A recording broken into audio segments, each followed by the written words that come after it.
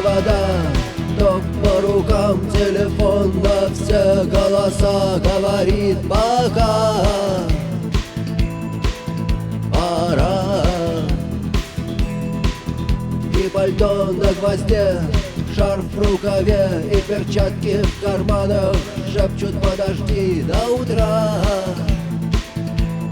до утра. Но странный стук зовет дорогу. Может, сердце, может, стук в дверь. И когда я обернусь на пороге, я скажу одно лишь слово: верь.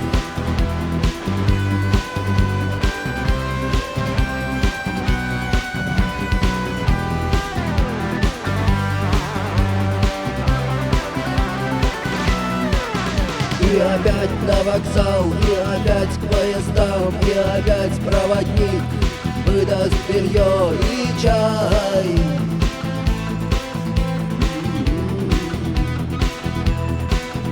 И опять не усну, и опять сквозь грохот колес мне послышится слово: